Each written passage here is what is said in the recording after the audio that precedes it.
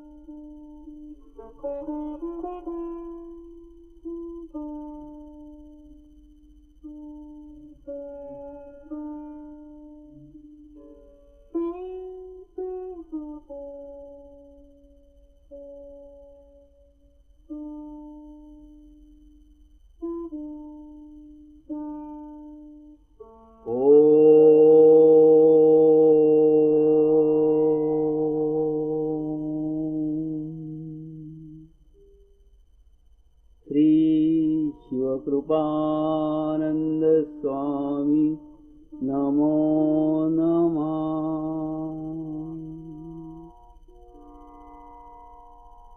ओम श्री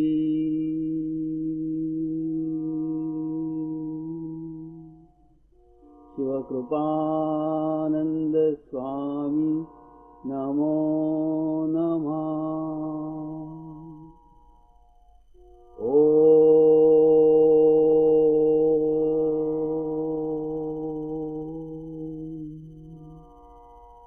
श्री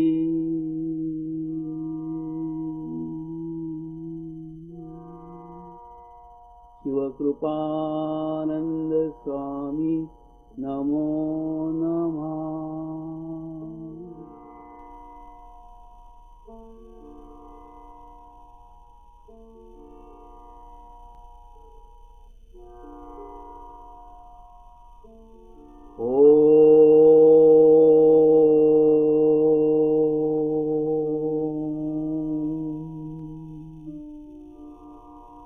श्री शिवकृपानंद स्वामी नमो नमः.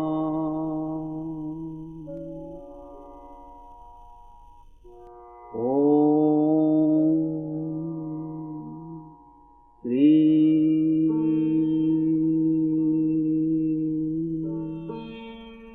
शिवकृपानंद स्वामी नमो नमः.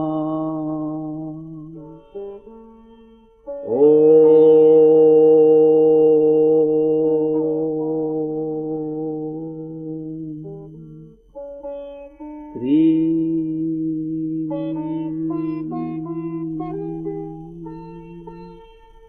शिवकृपानंद स्वामी नमो नमः.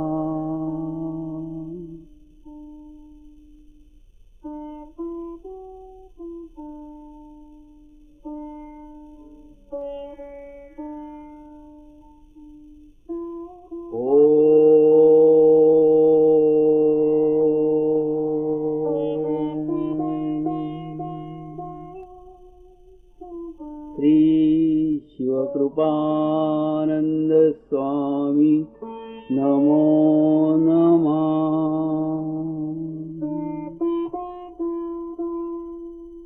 ओम श्री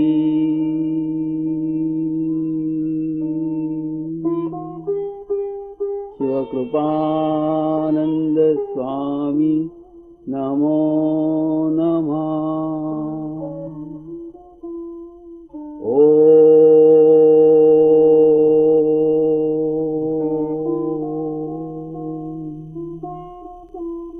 श्री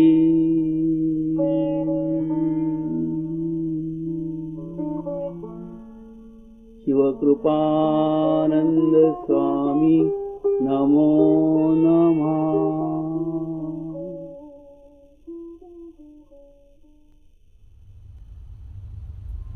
शिव बाबा के मिलने के बाद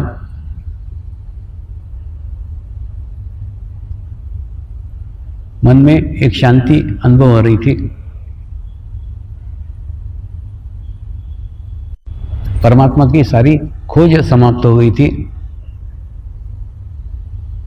परमात्मा को ढूंढना, परमात्मा को भटकना सब बंद हो गया था।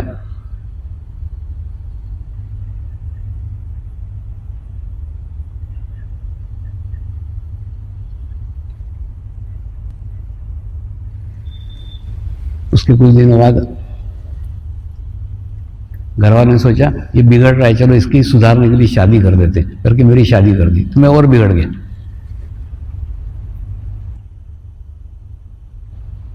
पत्नी को कहा मेरे को हिमालय जाने की इच्छा हो रही। पत्नी फिर ऐसे नहीं बोली हिमालय जाना तो शादी का है, बोली नहीं, आत्मा जो कहता है ना वो अपने को गाइड करता है, तुम्हारी जाने की इच्छा हो रही जाओ।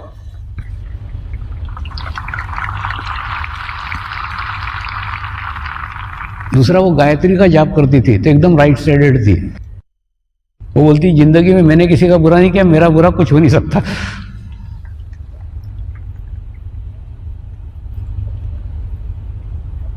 आचार्य श्रीराम शर्मा जी ने गायत्री मंत्र के रूप में समाज को एक बहुत बड़ी देन दी है। ये तो मुझे याद है ना, मेरे बचपन में गायत्री मंत्र लड़कियों को बोलना वर्ज्य था, औरतों को बोलना वर्ज्य था। कितना विचित्र है ना, गायत्री देवी स्त्री, लेकिन स्त्रियों को ही उसका मंत्र बोलने नहीं देते थे। लेकिन उन्होंने आके गायत्री मंत्र के दरवाजे स्त्री और पुरुषों सब समाज के लिए खोल दिए। कोई भी बोल सकता है, कोई भी पाठ कर सकता है, कोई भी उसका जाप कर सकता है।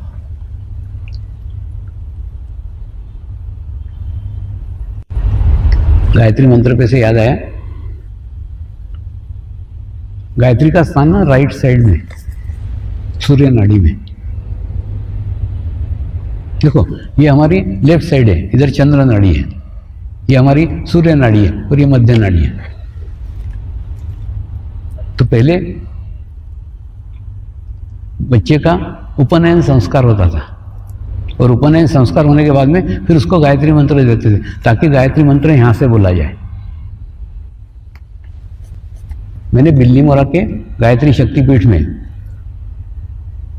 जब ध्यान का कार्यक्रम किया था ना, तो उनको पहले ध्यान करवाया, ध्यान करा के फिर जागृति करके उनको बोला सहस्त्रार से बोलो, तो गायत्री मंत्र के वाइब्रेशन पूरे शरीर के अंदर जाते।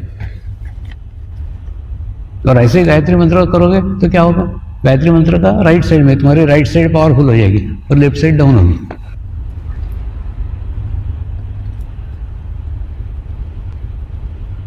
सब रास्ते ना पहुंचते हैं एक ही जगह, लेकिन अलग अलग तरीके से जाते हैं। कोई लेफ्ट साइड से जाता है, कोई राइट साइड से जाता है। लेफ्ट साइड से मतलब भक्ति मार्ग है। भक्ति मार्ग यानी इतनी भक्ति करो, समझ लो कृष्ण की भक्ति कर रहे हैं, इतनी भक्ति कर रहे हैं, इतनी भक्ति कर रहे हैं, खुद को पूर्ण भूल गए और कृष्ण ही रह गए, यानी एक, कोई तो भी एक रह गया। उसके बाद में अगर राइट साइड से गए तो इतनी तपस्या कर रहे हैं, इतनी तपस्या कर रहे हैं कि दूसरा रहा ही नहीं, वो खुद ही अहम ब्रह्मास्मि, मैं ही ब्रह्म हूं, ऐसी स्थिति आ गई। तो अब बताओ ना, समाज में सामान्य आदमी दोनों में से कुछ भी नहीं कर सकता। न इतनी भक्ति कर सकते हो, न इतनी तपस्या कर सकते हो।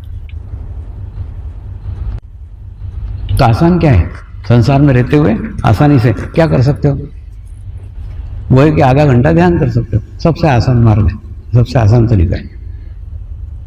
आधा घंटा सिर्फ बीच में रहने की प्रैक्टिस करो। प्रैक्टिस करते करते करते तब भी तुम वहीं पहुंचोगे जहां कठिन मार्ग से पहुंचते हैं। ये आसान मार्ग, आसान तरीके।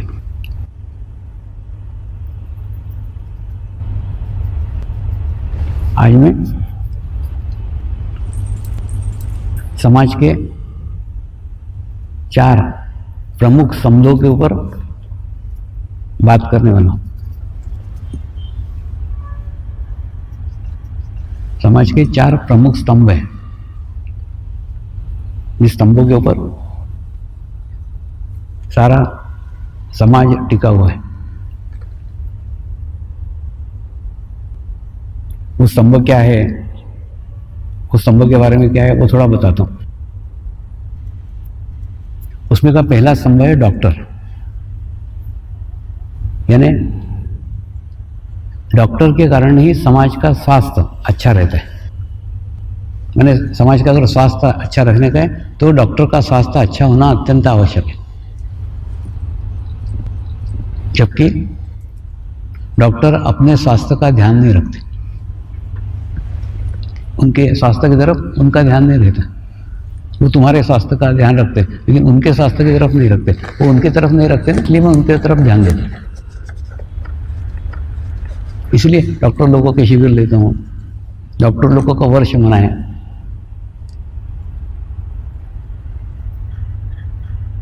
खूब आश्चर्यकारक रिपोर्ट्स है, खूब विचित्र रिपोर्ट्स है जो आपको सच भी नहीं लगेगी। अहमदाबाद के मेडिकल एसोसिएशन ने रिपोर्ट निकाली है, कोई भी डॉक्टर आज का 60 साल पार नहीं कर पा रहा है, सीनियर सिटीजन नहीं हो रहा है। क्यों नहीं सीनियर सिटीजन हो रहा है? उसके पहले उसकी मृत्यु हो गई थी। 60 साल 60 ईयर पूर्ण नहीं कर पा रहा है और पेशेंट है 85 नॉट आउट है। अच्छा, वो पेशेंट भी आपस में खूब बातें करते हैं, मैंने 2 डॉक्टर पहुंचा दिए, मैंने 3 डॉक्टर पहुंचा दिए। पेशेंट वही के वही मस्त बैटिंग कर रहा है और जो बॉलिंग करने वाले डॉक्टर है वो गया ऊपर। तो पेशेंट भी बोलते मैंने 2 डॉक्टर पहुंचा दिए, मैंने 3 डॉक्टर ढूंढते बुढ़े एकदम यंग डॉक्टर ढूंढे ताकि अपने तक पूरे, वो भी बेचारा सटक जाता 40-45। अब कितना करे ना? क्या कारण है इनके आसपास का खराब वातावरण। सदैव निगेटिव वातावरण में, नकारात्मक वातावरण में, सदैव पेशेंटों में, सदैव बीमारियों में घिरे रहते। दूसरा, आजकल नवीन फैड चला है, डॉक्टर की पत्नी डॉक्टर, घर अस्पताल। मैंने वो ढूंढेगा भी तो ऐसा नहीं कि वो किसी नृत्यांगना से शादी करेगा, किसी गायक से शादी करेगा, किसी कवि से शादी करेगा। एक्चुअली क्या मालूम है, इनका राइट साइड वीक रहता है और वो ढूंढते भी वैसे ही। अब कल मैंने बताया था कि वो योगा टीचर ने अपने शरीर के ऊपर चित्त रखा तो उसका चित्त वीक हो गया, कमजोर हो गया। ये तो आपके कितने सारे हजारों लोगों के शरीरों पे चित्त रखते, दिन भर वही रखते और शरीर सब नाशवान है। जब तुम नाशवान शरीरों पे दिन भर चित्त रखोगे तो तुम्हारा शरीर नाशवान होगा ना। तो दूसरा ना, इनके अंदर ड्राइनेस है, शरीर देखते ना एक सूखापन इनकी जिंदगी में आ गया और सूखापन के कारण इनके फैमिली वाले भी परेशान हैं। एक शादी का मेरे को मिलने के लिए आई, बोले स्वामी जी मेरी 3 लड़कियां हैं लेकिन एक भी लड़की को डॉक्टर नहीं दूंगी। मैं बोला क्यों? बोले डॉक्टर से मैं खुद ही परेशान हूं। मैंने क्या ऐसा क्यों? तो बोले सर में दर्द हो ना, रात को उसको बोलो सर में दर्द हो रहा है, तो मैं सोचती हूँ आएगा जरा कोई अमृतांजन वगैरह लगाएगा, थोड़ा सहलाएगा। वो जाता है, बैग उठाता है, बोलता है एक काम कर, सुबह ये गोली कर पी ली और रात को ये लाल गोली खा, बस। तो प्रेम उसके अंदर कुछ भी नहीं है, ड्राई हो गया, सूखापन हो गया। माने देखो, जिनको सबसे ज्यादा मेडिटेशन की आवश्यकता है, जिनको सबसे ज्यादा ध्यान की आवश्यकता है, वही ध्यान से दूर है।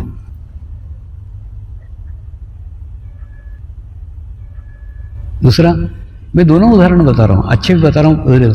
92 साल का बुढ़ा मेरा ससुर डॉक्टर है, वो अभी भी टनटनाट है। टनटनाट है मतलब अभी उनको रंग अवधूत के आश्रम में लेके गया था तो इस पार के उस पार नर्मदा क्रॉस कर गया और मेरे को बोलता आजा आजा। अरे मैंने बोला बाबा तू वापस आजा।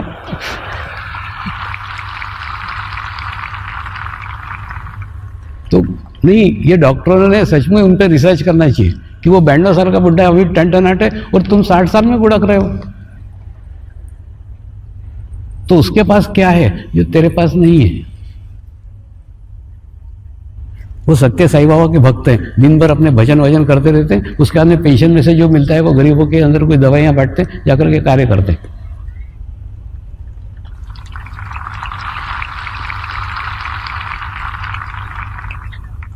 यानी क्या?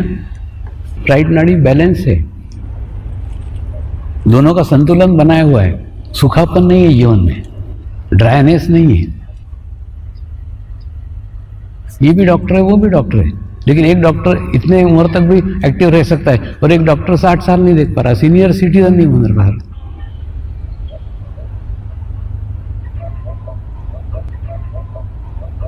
तो डॉक्टर लोग मुझे पूछे, स्वामी जी ध्यान करके क्या फायदा होगा, हमको क्या लाभ मिलेगा?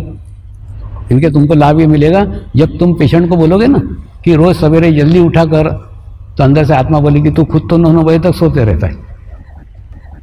हाँ, तुम पेशेंट को बोलोगे तली हुई चीजें मत खाया कर, तो तुम मन में आत्मा बोलेगी तू तो खूब आलू बड़े खाते रहते हैं। माने तुम पेशेंट को जो जो बोलोगे वो आत्मा तुमको अंदर से कचोटेगी, तुम खुद तो वो नहीं करते हो जो तुम पेशेंट को बोलते हो करने को। तो इससे क्या होगा, धीरे धीरे धीरे तुम्हारे अंदर भी चेंज आएगा, तुम्हारे अंदर भी बदलाव आएगा, वो चीजें तुम्हारे पास से भी छूटेगी। नियमित व्यायाम, जल्दी उठना तुम खुद भी करोगे।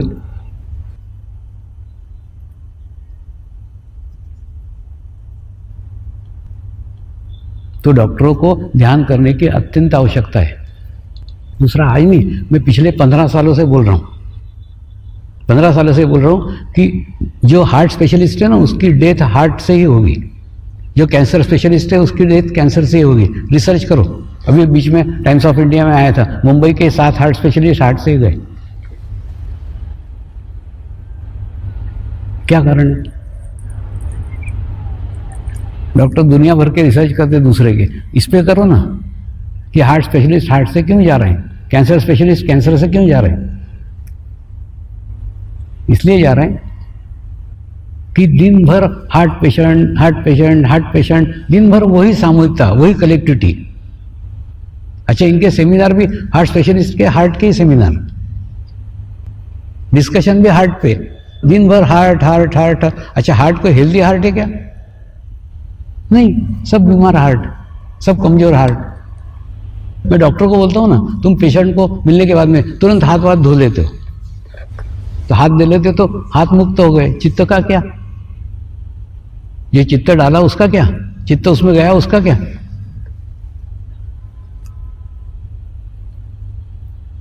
दूसरा क्या होता है, पेशेंट तो कभी जिंदगी में 3 दिन या 4 दिन आईसीयू में रहेगा, ये डॉक्टर तो 24 घंटे आईसीयू में ही रहते।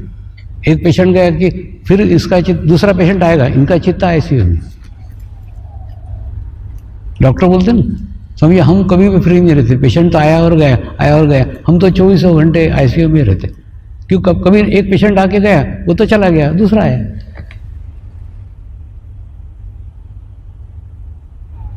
और ऐसा आईसीयू कौन सा ध्यान कक्ष की स्वर्ग है कि वहां चित्त रखोगे तो अच्छा हो जाएगा? खूब गंभीर समस्या है इनकी, और वो अपने स्वास्थ्य का बिल्कुल ध्यान नहीं रखते, ना खाने पीने में ना व्यायाम में, कुछ नहीं, वो तुमको ध्यान देते रहते, उनका बिल्कुल ध्यान नहीं रहता। तो उपाय क्या है? उपाय है उन्होंने नियमित ध्यान करना चाहिए। उपाय ये उन्होंने नियमित मेडिटेशंस करना चाहिए। मेडिटेशंस करके अपना एक आभा मंडल बनाना चाहिए, अपना एक ओरा बनाना चाहिए। वो ओरा लेके वो हॉस्पिटल में जाए तो हॉस्पिटल में भी वो सुरक्षित रहेंगे। वो आईसीयू में जाए, आईसीयू में भी वो सुरक्षित रहेंगे। आईसीयू का इफेक्ट उनको नहीं होगा, हॉस्पिटल का इफेक्ट उनको नहीं होगा, पेशेंट का इफेक्ट उनको नहीं होगा। कोई वायरस तुम तक पहुंच ही नहीं पाएंगे।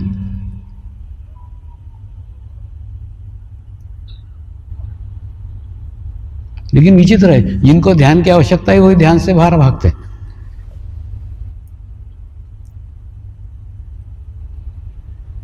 तो डॉक्टरों को अत्यंत आवश्यकता है, क्योंकि जितना खराब वातावरण डॉक्टरों के आसपास रहता है उतना किसी के पास नहीं रहता है, बहुत ही खराब वातावरण। दूसरा, इन लोगों ने अब अपने यहाँ कई आश्रमों में है ना डॉक्टर, हम उनको डॉक्टर डॉक्टर नहीं बोलते, हम उनको उनके नाम से बोलते। हम चाहते हैं कोई स्थान, कोई जगह डॉक्टर ने ऐसी खोजना चाहिए जहां उसको डॉक्टर करके पहचान नहीं हो। लेकिन इनके क्या होता है, डॉक्टरों के सेमिनार, डॉक्टरों के ये कंपनी के सब, मैंने जहाँ इनकी डॉक्टर करके एंट्री है ना वहीं ये जाते हैं। एखादे ये गायन के कार्यक्रमों में जाना चाहिए, और वहाँ डॉक्टर करके अपनी डॉक्टर सामने हटा दो, तुम तुम्हारे नाम से बात करो।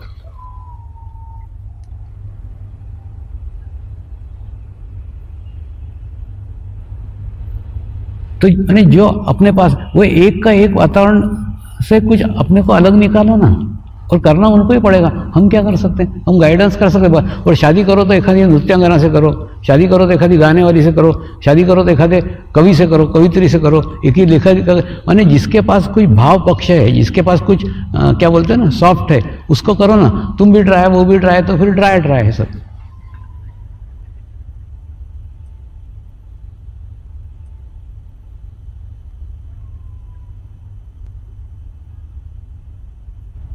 तो ऐसा उनको उन्होंने चेंज करना चाहिए, उनको उनका बदलाव आना चाहिए। अपन क्या कर सकते हैं उसके अंदर? बता सकते हैं सिर्फ ऐसा ऐसा। और दूसरा, नियमित ध्यान करो। और पत्नी डॉक्टर है तो कोई डॉक्टर की पत्नी को छोड़ने को नहीं बोल रहा हूँ, लेकिन क्या बोलते हैं ना, तुम ध्यान करो ना, तुम भी ध्यान करो, पत्नी को भी ध्यान करने को बोलो। भाव निर्माण होकर के अच्छा जीवन जिया जा सकता है। उसका उदाहरण ससुर है।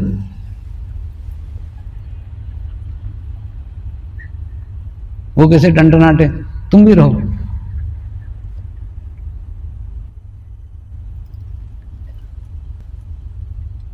तो माने तुम तुम्हारी जीवन शैली को देखो, और नहीं हो सकता ऐसा नहीं, नहीं हो सकता, हो सकता है। इसलिए मैंने ससुर का उदाहरण दिया, और कुछ नहीं।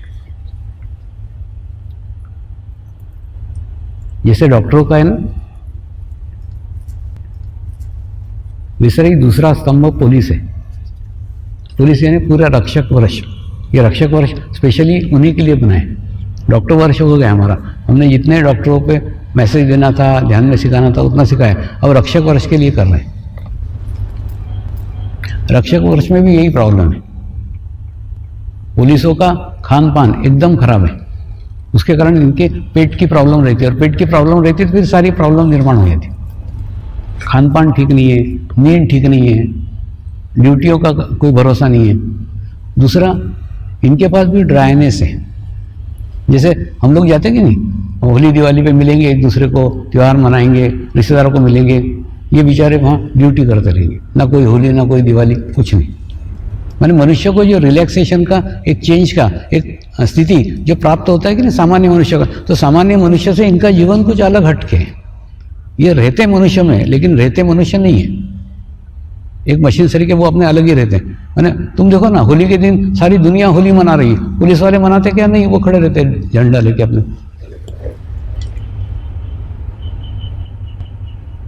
कहने का मतलब, जहां पे कुछ पारिवारिक सुख मिल सकता है, जहां पे कुछ पारिवारिक मित्रों के कारण रिलैक्सेशन हो सकता है, वो उनके जीवन में नहीं है। कोई पारिवारिक नहीं है, कोई सामाजिक नहीं है, कोई त्योहार नहीं है, कोई रिलैक्सेशन नहीं है।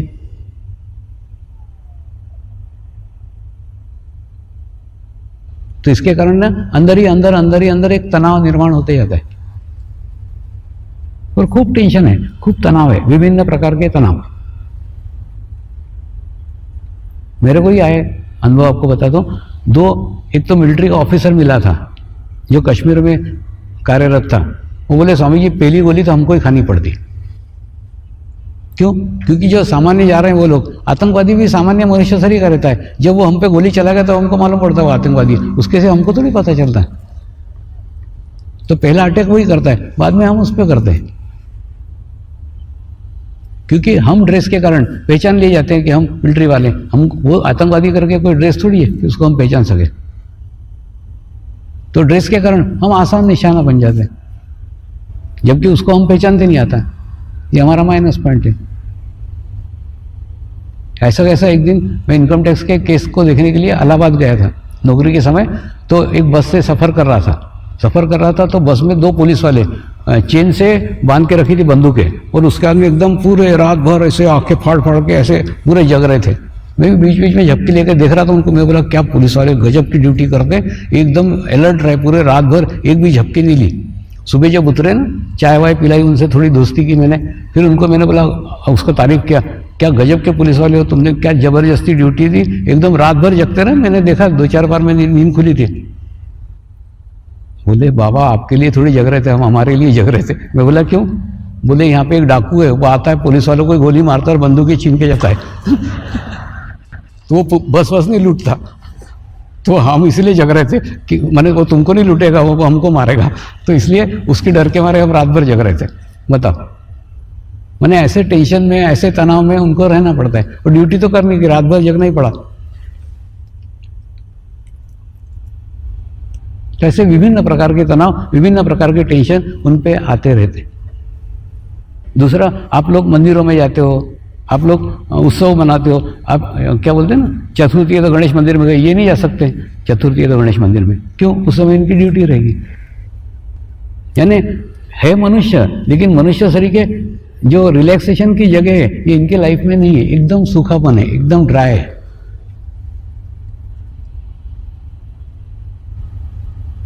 दूसरा, जिसे कल मैंने बताया था कि पिछले 20 सालों में बुद्धि के अंदर खूब चेंज हो गया है, बुद्धि के अंदर खूब बदलाव आ गया है। जैसे मेरे पिताजी और मेरे में कोई अंतर नहीं है, एम्बेसडर और फियाट का जमाना हमने दोनों ने देखा, लेकिन मेरे लड़के और मेरे में खूब अंतर है।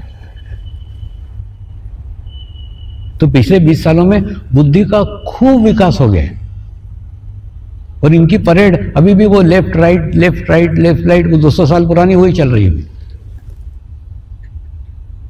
ये अंग्रेजों ने निकाली थी मनुष्य को संतुलित करने के लिए, मनुष्य को बैलेंस करने के लिए, लेफ्ट राइट, और सामने देखो सीधा, तो क्या बोलते हैं ना, श्वासोच्छ्वास भी एकदम सही होगा। ये परेड के द्वारा उन्होंने मनुष्य को संतुलित करने का प्रयास किया था, प्रयत्न किया था। उनका प्रयत्न 200 साल पहले ठीक था, लेकिन उसी प्रयत्न से आज अगर हम परेड करेंगे तो क्या होगा? आज ऑलरेडी हमारी राइट साइड बहुत एक्टिवेट हो गई है, बुद्धि का स्तर खूब ज्यादा एक्टिवेट हुआ है, और आज भी हम वही 200 साल पुरानी परेड से अपने आप को बैलेंस करने का कोशिश करेंगे तो थोड़ी होगा, इनबैलेंस की स्थिति होगी। क्योंकि आज तुम उतनी राइट साइड पावरफुल करोगे जितनी 200 साल पहले थी, उतनी आज भी कर रहे हो, जबकि राइट साइड ऑलरेडी पावरफुल हो चुकी है। बुद्धि का क्षेत्र खूब विकसित हो चुका है, लेकिन तुम उसको करोगे तो इनबैलेंस की स्थिति होगी। इनबैलेंस की स्थिति होगी मतलब राइट साइड ज्यादा पावरफुल हो जाएगी, लेफ्ट साइड डाउन हो जाएगी, असंतुलन का स्थिति निर्माण होगा, एक फ्रस्ट्रेशन का स्थिति निर्माण होगा। क्या होता है, जो परिस्थितियां रहती हैं, जो स्थितियां रहती हैं, उसके अनुरूप अपने को ढालना पड़ता है। तो इसके अंदर क्या चेंज किया जा सकता है, क्या बदलाव किया जा सकता है? बैलेंस करने के लिए ध्यान करो, परेड के साथ साथ एक आधा घंटा ध्यान करो ना। आधा घंटा तुम तुम्हारा मेडिटेशन करोगे, ध्यान करोगे तो क्या होगा? संतुलित होगा। कई बार खूब विचित्र परिस्थितियां इनको झेलनी पड़ती है। हाथ में डंडा है लेकिन डंडा चलाने का ऑर्डर नहीं, बैठे डंडे खा रहे हैं लेकिन डंडा नहीं चला सकते। आपने देखा हो टीवी पे आता है, मिलिट्री वाले मशीन गन लेके घूम रहे हैं लेकिन पत्थर खा रहे हैं। माने हाथ में बंदूक है, हाथ में मशीन गन है, हाथ में डंडा है, लेकिन वो चलाने का ऑर्डर नहीं, इसलिए पत्थर खा रहे हैं, गालियां खा रहे हैं, धक्के खा रहे हैं। प्रार्थना करेंगे, हे परमात्मा, हम सभी पवित्र आत्माएं आपको हृदय से प्रार्थना करते हैं कि सारे विश्व में शांति हो, सारे विश्व के आत्माओं की आध्यात्मिक उन्नति हो एवं सर्वांगीण उन्नति हो। यही हम सब आत्माओं की शुद्ध इच्छा है। नमस्कार करेंगे। हे परमात्मा, हमारे सद्गुरु श्री शिव कृपानंद स्वामी जी का स्वास्थ्य सदैव अच्छा बना रहे एवं उनकी आयु दीर्घ हो, यही हम सब पवित्र आत्माओं की शुद्ध प्रार्थना है, शुद्ध प्रार्थना है, शुद्ध प्रार्थना है। शांति पाठ करेंगे। ओम द्यो शांति, अंतरिक्षं शांति, पृथ्वी शांति, रापः शांति, औषधयः शांति, वनस्पतयः शांति, विश्वे देवः शांति, ब्रह्म शांति, सर्वगं शांति, शांतिरेव शांति, क्षमा शान्तिरेधि। ॐ शान्तिः शान्तिः शान्तिः। सर्वरिष्टतु शान्तिर्भवतु। जय बाबा स्वामी।